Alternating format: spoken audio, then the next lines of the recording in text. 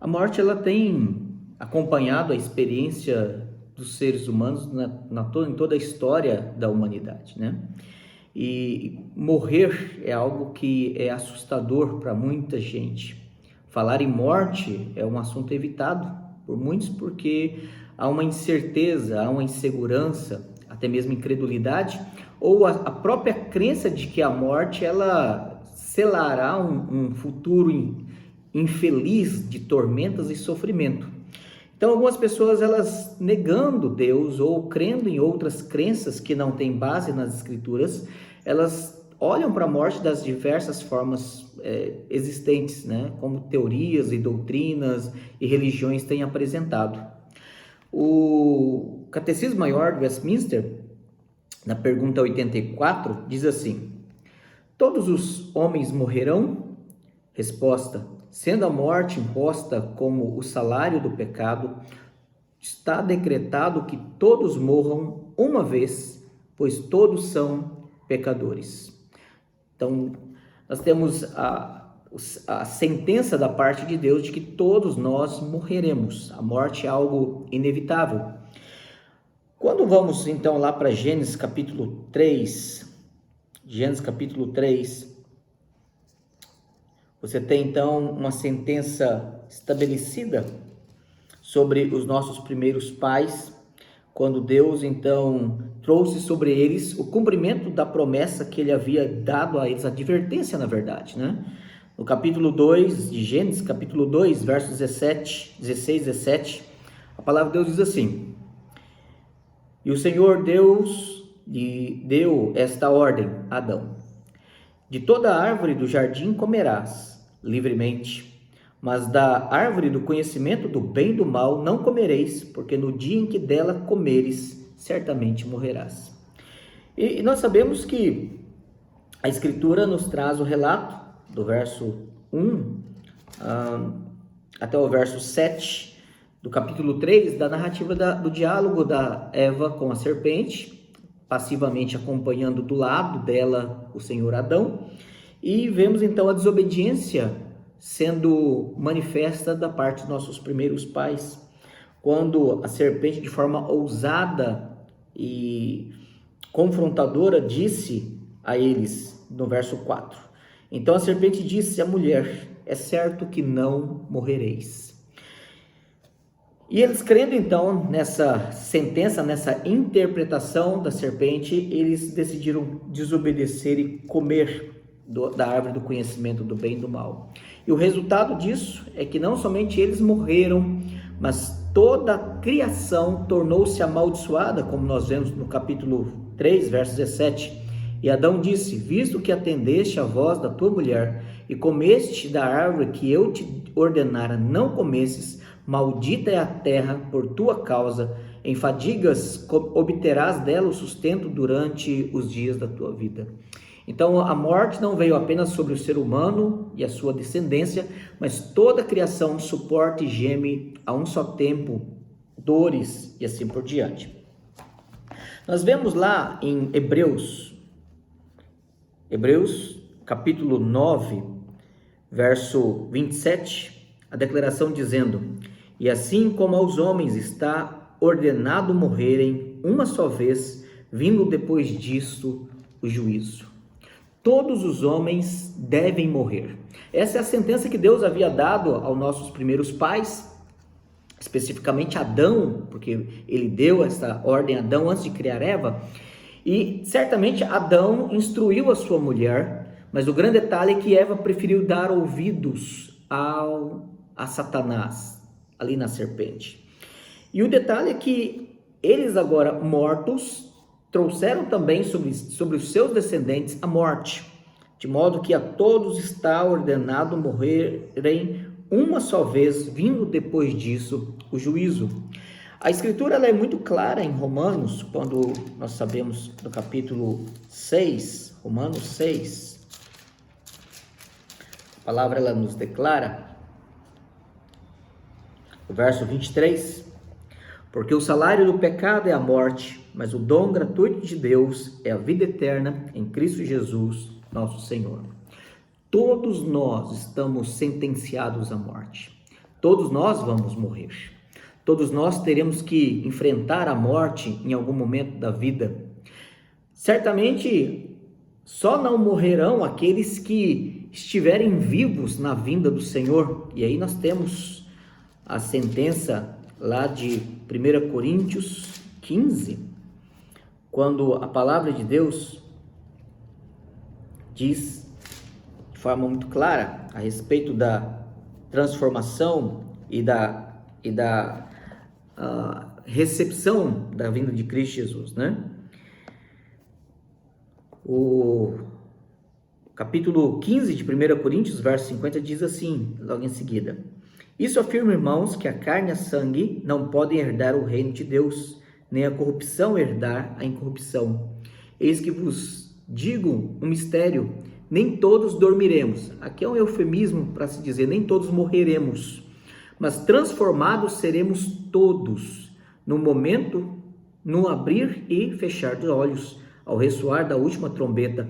A trombeta soará, os mortos ressuscitarão incorruptíveis, e nós, os que estivermos vivos, seremos transformados, porque é necessário que este corpo corruptível se revista de incorruptibilidade, e o que é o corpo mortal se revista de imortalidade. E aí, nós sabemos que, embora aqueles que estiverem vivos no dia da vinda de Cristo Jesus, no grande dia, eles não passarão pela morte física, mas terão o seu corpo transformado. Mas e como fica a sentença de que o salário do pecado é a morte? E como fica então a maldição de que aquele que pecar morrerá?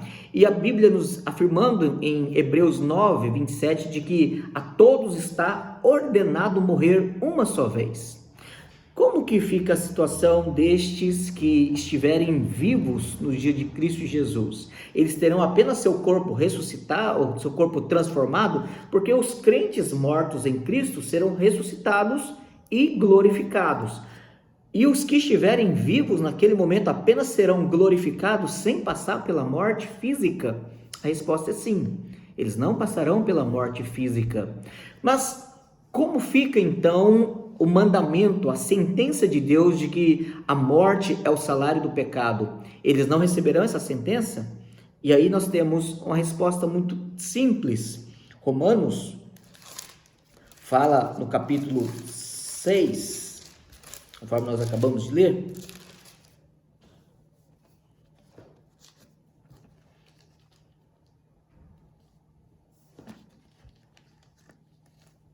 porque o salário do pecado é a morte, mas o dom gratuito de Deus é a vida eterna em Cristo Jesus, nosso Senhor. Nós temos uma declaração no capítulo 8, verso 1. Agora, pois, já nenhuma condenação há para os que estão em Cristo Jesus. A resposta é muito simples. Todos nós, todo ser humano, ele receberá a condenação da morte. A condenação da morte, obviamente, ela é uma condenação legal, moral e espiritual. Ela é legal porque ela é moral, porque ela é a perda da santidade, da comunhão com Deus, a perda da imagem espiritual, da imagem de Deus em nós no aspecto espiritual, e que nós perdemos o conhecimento de Deus, perdemos a santidade e perdemos a justiça, e perdemos o vínculo e a comunhão com Ele. E nisso, espiritualmente nós estamos mortos e moralmente nós estamos mortos. E essa é uma sentença legal da condenação de Deus, o aspecto da lei, porque o salário do pecado é a morte. É uma sentença legal. A Bíblia diz de forma muito clara, lá em 1 João 3, que o pecado é a transgressão da lei. E a transgressão da lei tem como sentença a condenação de morte, dada pela própria lei. Então nós temos aqui algo que é primeiramente estabelecido. Mas o ponto é, por que nós não, ou aqueles que estiverem vivos, né, na vinda de Cristo, eles não morrerão fisicamente? Aí está o grande detalhe. Eles morreram, aqueles que forem salvos morreram em Cristo Jesus. Nós devemos lembrar que, por exemplo, a Bíblia fala que todos nós nascemos mortos, Efésios capítulo 2, Efésios capítulo 2, fala que todos nós, sem exceção, nascemos mortos em nossos delitos e pecados. Então, quando a Bíblia fala aqui em Efésios 2, do verso 1, ele diz assim: Ele vos deu vida, estando vós mortos nos vossos delitos e pecados. E nós devemos lembrar que, versos 4 e 5, mas Deus, sendo rico em misericórdia, por causa do grande amor com que nos amou, estando nós mortos em nossos delitos, nos deu vida juntamente com Cristo, pela graça sois salvos. E juntamente com ele nos ressuscitou e nos fez assentar nas regiões celestiais em Cristo Jesus. Em outras palavras, Cristo, ele morreu a nossa morte. Cristo, ele morreu no nosso lugar, ele recebeu a nossa maldição, a nossa condenação, e ele morreu no nosso lugar. Por isso que Romanos 8, verso 1 diz: aqueles que estão em Cristo já nenhuma condenação há, não há mais condenação. Então não há mais a condenação eterna, e nós morremos agora em Cristo. Mas em Cristo diz o texto também que nós fomos ressuscitados e nos assentamos com ele nos lugares celestiais. Colossenses capítulo 3, verso 1 ao verso 4 diz assim: portanto, se fostes ressuscitados juntamente com Cristo, buscai as coisas lá do alto, onde Cristo vive, assentado à direita de Deus. Pensai nas coisas lá do alto, não nas que são aqui da terra, porque morrestes e a vossa vida está oculta juntamente com Cristo em Deus. Quando Cristo, que é a nossa vida, se manifestar, então também vós sereis manifestados com ele em glória. Resumindo, a ideia é de que nós nascemos mortos espiritualmente, nós já estamos debaixo da sentença, nós estamos mortos moralmente, nós estamos mortos e estamos apenas aguardando a morte física. Mas aqueles que recebem Jesus já não têm mais essa condenação, já não tem mais a condenação da morte espiritual, a morte legal, a morte moral, não, porque nós recebemos vida, nós somos ressurretos, nós fomos ressuscitados e estamos com Cristo Jesus. Então, se nós estivermos com Ele na cruz, nós ressuscitamos com ele, nós ascendemos ao céu com ele, nós nos assentamos nos lugares celestiais com ele e estamos aguardando a sua vinda. O grande detalhe é que ainda morremos fisicamente até a vinda de Cristo Jesus. E até a vinda de Cristo Jesus, ainda a morte nos alcança. Mas o grande detalhe é que agora a morte física, ela deixou de ser uma condenação e passa a ser uma entrega. Deus passa agora a nos entregar, a nos colher, a nos receber pela morte. E essa morte não é mais maldição. E como é que nós sabemos disso? Romanos capítulo 8, a partir do verso 31, e a palavra de Deus diz assim: que diremos, pois, à vista destas coisas? Se Deus é por nós, quem será contra nós? Aquele que não poupou o seu próprio filho, antes por todos nós o entregou, porventura não nos dará graciosamente com ele todas as coisas? Quem intentará acusação contra os eleitos de Deus? É Deus quem os justifica. Quem os condenará? É Cristo Jesus quem morreu, ou antes, quem ressuscitou, o qual está à direita de Deus e também intercede por nós. Quem nos separará do amor de Cristo? E aí observe bem que agora aqueles que não têm mais condenação, conforme ele diz no verso 1, agora, pois, já nenhuma condenação há para os que estão em Cristo Jesus, e que sabemos, capítulo 8 ainda, no verso 28, que todas as coisas cooperam para o nosso bem, daqueles que são chamados segundo o seu propósito. Nós agora temos a morte nos ameaçando o tempo todo, mas não como um ato de maldição. Nós não temos mais o medo da morte, porque são muito simples. O texto nos diz aqui no verso 35, quem nos separará do amor de Cristo? Será tribulação, ou angústia, ou perseguição, ou fome, ou nudez, ou perigo, ou espada? Como está escrito, por amor de ti somos entregues à morte o dia todo. Fomos considerados como ovelhas para o matadouro. A morte, ela nos acompanha. Mas nós devemos lembrar, segundo o Salmo 23, verso 6, que a bondade e a misericórdia nos seguirão todos os dias da nossa vida e habitaremos na casa do Senhor para todo sempre. A morte, ela realmente aterroriza. A morte, ela é uma ameaça para aqueles que não têm Cristo Jesus. Para aqueles que não vivem para Cristo, morrer é horrível. Morrer é amedrontador. Morrer é um motivo de pânico.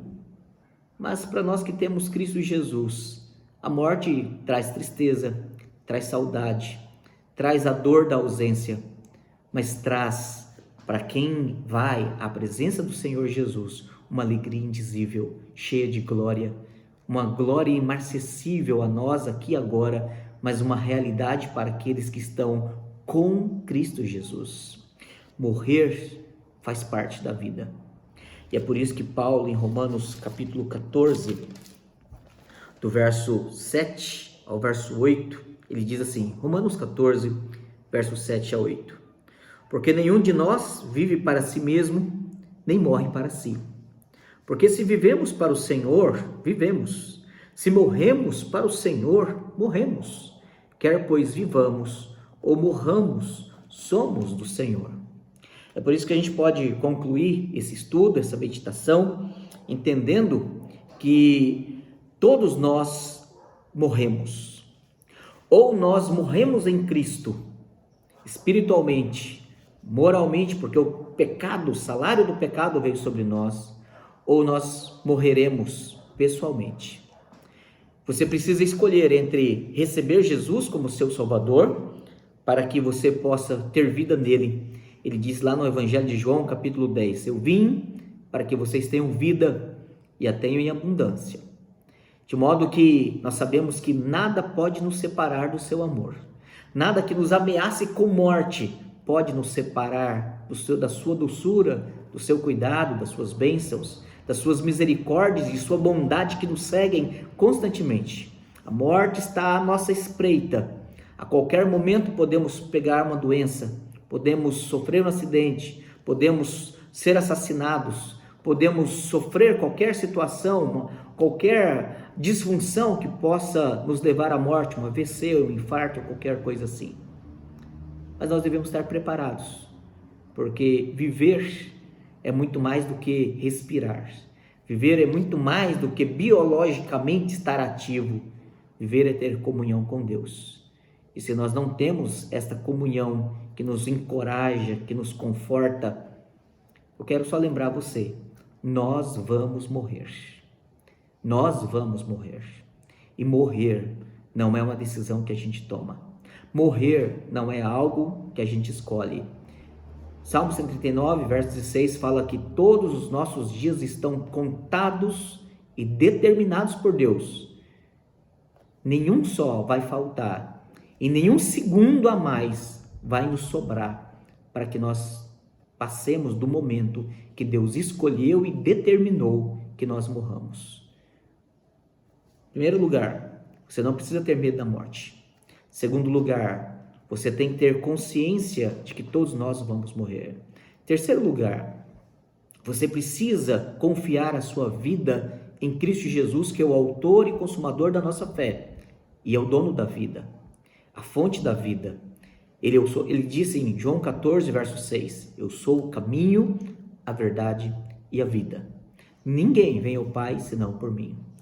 Se você tem medo da morte, a minha palavra para você é, ou você não entendeu o Evangelho, ou você não entendeu ainda quem é Cristo, ou você não entendeu o que é a morte, ou talvez você realmente não entendeu o Evangelho e nem conheça Jesus como Salvador. Apesar de ser um bom religioso, um bom membro de igreja, uma boa moralidade, mas lhe falta Cristo Jesus. Nós não precisamos temer a morte. A morte ela dói, mas ela não é uma ameaça mais. Que Deus nos abençoe, que encontremos nele a vida, que nós nos preparemos toda a vida para morrer, para encontrar Cristo, para que possamos vencer o aguilhão da morte e glorificá-lo por toda a vida eterna. Em nome de Jesus, Amém.